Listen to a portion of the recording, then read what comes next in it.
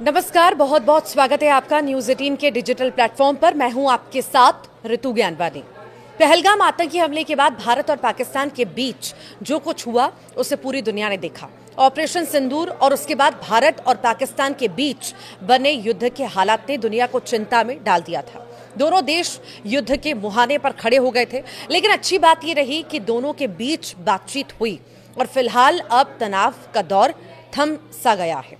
लेकिन अब ये हिसाब लगाया जा रहा है कि इस विपरीत समय में भारत के दुश्मन देश का साथ किस किस देश ने दिया।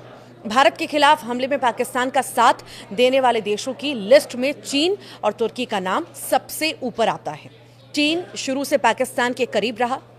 तुर्की पहली बार भारत की नज़र में खटका है। अब पाकिस्तान के मददगार तुर्की को लेकर भारत में माहौल बनने लगा है। जेएनयू, जामिया सहित देश के कई प्रतिष्ठित विश्वविद्यालयों ने तुर्की के साथ हुए करार को रद्द कर दिया। इसके साथ ही देश के व्यापारियों ने भी तुर्की और अजरबैजान का बहिष्कार करना शुरू कर दिया है।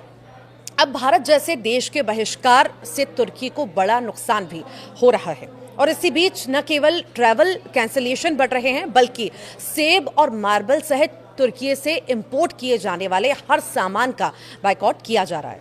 16 मई को confederation of all India traders ने तुर्की और अजरबैजान के साथ व्यापार खत्म करने की घोषणा की।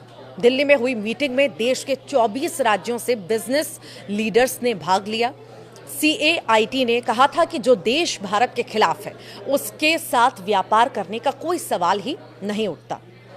पाकिस्तान को सपोर्ट करने के कारण तुर्की का भारत में बायकॉट हो रहा है। न केवल ट्रैवल कैंसिलेशन बढ़े हैं, बल्कि सेब और मार्बल सहित तुर्की से इंपोर्ट किए जाने वाले हर सामान का बायकॉट किया जा रहा है। बीते 5 साल में भारत और तुर्की दोनों देशों के बीच व्यापार में कोई बड़ा बदलाव देखने को नहीं मिला। अप्रैल 2024 से लेकर फरवरी 2025 के बीच भारत ने तुर्की को 5.2 अरब डॉलर का सामान बेचा। 2023 से 24 में यह आंकड़ा 6.65 अरब डॉलर था और इसी दौरान भारत ने तुर्की से 2.84 अरब डॉलर का सामान खरीदा। दोनों देशों के बायलैटरल ट्रेड में भारत हमेशा ट्रेड सरप्लस रहा, यानी हमने तुर्की से सामान खरीदने के मुकाबले में बेचा ज्यादा है।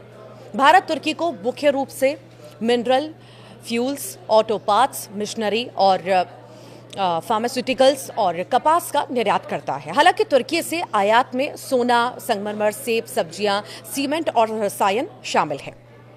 तुर्की भारत को सेब के सबसे बड़े आपूर्तिकर्ताओं में से एक है। अकेले भारत के 5 शहरों के कारोबारियों ने मिलकर एक ऐसा फैसला लिया है जिससे तुर्की को 2000 से 2500 करोड़ रुपए तक का नुकसान होगा। भारत तुर्की के संगमरमर और सेबों के लिए एक बड़ा बाजार है। बहिष्कार से तुर्की को अपने प्रोडक्ट के लिए दूसरे मार्केट तलाशने होंगे, जो शायद उतनी मात्रा में प्रोडक्ट नहीं ले पाएं या कीमत ना दे पाएं।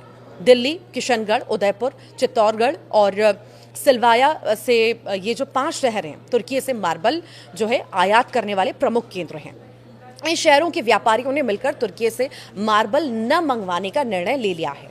ये फैसला भारत की मार्बल इंडस्ट्री के लिए बड़ा मोड़ भी साबित हो सकता है। भारत हर साल करीब 14 लाख मीट्रिक टन मार्बल आयात करता है। इसमें 10 लाख मीट्रिक टन यानी लगभग 70% मार्बल अकेले तुर्की से आता है। सालाना लगभग 2000 से 2500 करोड़ रुपए का व्यापार तुर्की से होता है, लेकिन अब ये आंकड़ा 0 की ओर बढ़ सकता है, क्योंकि व्यापारियों ने तुर्की से कोई भी नया ऑर्डर न देने की बात कही है।